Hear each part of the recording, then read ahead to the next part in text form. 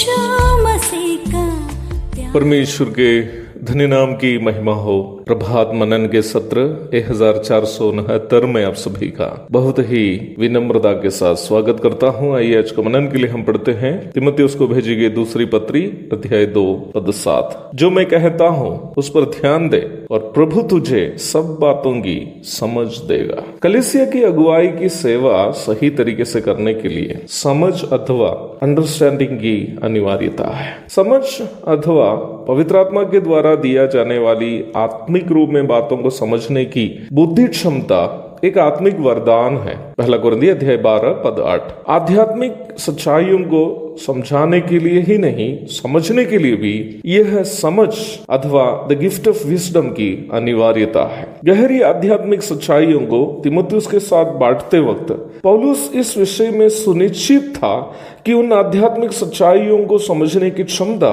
परमेश्वर तीमुथियुस को देगा। वर्तमान कालीन कलीसिया सामना करने वाली एक बड़ी समस्या इस समझ की कमी है। आध्यात्मिक सच्चाइयों को पवित्र आत्मा से मिलने वाली समझ से समझने की कोशिश ना करके सांसारिक ज्ञान को समझने की तरीके से समझने की या समझाने की कोशिश वर्तमान काल में ज्यादातर देखते हैं। वचन में अंकित आत्मिक सत्यों को सांसारिक परिप्रेक्ष्य से समझने की जब कोशिश की जाती है तो केवल सांसारिक परिप्रेक्ष्य में ही हम बातों को समझ पाते हैं। वचन के गुप्त सत्यों को सही तरीके से समझने और समझाने के लिए पवित्र आत्मा से मिलने वाली समझ से उन बातों को समझने की अनिवार्यता है। मुझे यह बात कहने में बड़ा खेद है कि वर्तमान काल के ज्यादातर संदेश जो वचन से दिए जाते हैं केवल बौद्धिक ज्ञान बढ़ाने वाले संदेश है। बाइबल कॉलेज आदि में पढ़कर निकले हुए लोग वहां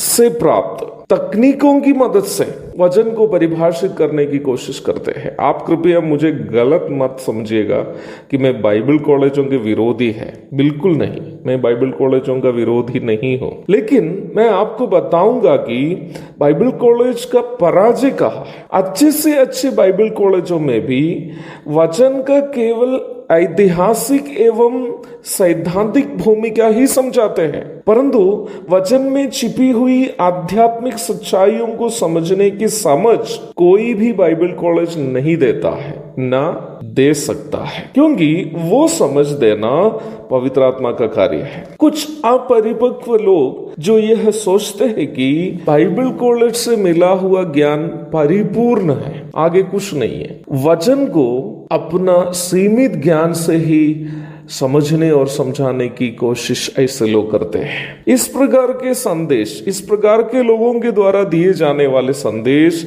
सुनने वाले विश्वासी लोगों का ज्ञान बढ़ जाता है, परंतु वे लोग अपने पाप के बारे में अवगत नहीं होते हैं, ना ही पश्चाताप करते हैं। यही वो पराजय है जो वर्तमान कालीन कलीसियाएं सामना करते हैं। यही वो पराजय है जो वर्तमान काल के बाइबल कॉलेजों से पढ़कर निकलने वाले लोगों के द्वारा दिए जाने वाले संदेश का भी। वे ज्ञान बांटते हैं, बाइबल कॉलेजों से मिले हुए ज्ञान, जो वचन का ज्ञान बांटते हैं, वचन की ऐतिहासिक तथा सैद्धांतिक भूमिका बांटते हैं, परंतु वचन में छिपी हुई गहरा आध्यात्मिक सच्चाइयों को वे समझ नहीं पाते हैं, ना समझा पाते हैं। संदेशों के द्वारा जब हम प्रभु यीशु मसीह की पवित्रता का दर्शन करते हैं, हमें अपना पापमय हालात की पहचान मिलनी चाहिए।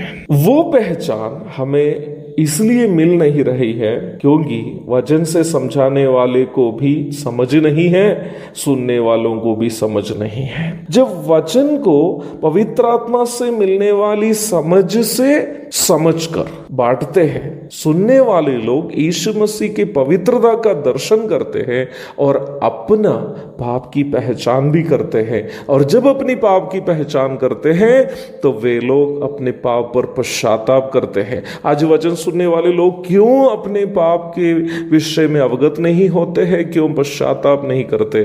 क्योंकि वचन बांटने वालों को भी वचन की समझ नहीं है, ना ही सुनने वालों को। इसलिए हमें प्रभु से प्रार्थना करनी है कि प्रभु हमें समझ दे, ताकि हम वचन को समझ सके, वचन में छिपी हुई आध्यात्मिक गहरी सच्चाइयों को समझ सके और यीशु मसीह का पवित्रता का दर्शन उस वचन के माध्यम से हम कर सके, ताकि हम अपने पाप की पहचान करके उन पापों पर पश्चाताप करके प्रभु के पवित्रता की परिपूर्णता की ओर आगे बढ़ सके। एक और शुभ दिन की धन्य कामनाओं के साथ आज का मनन का मैं यहाँ पूर्ण विराम करता हूँ। प्रभु के धन्य नाम की महिमा हो।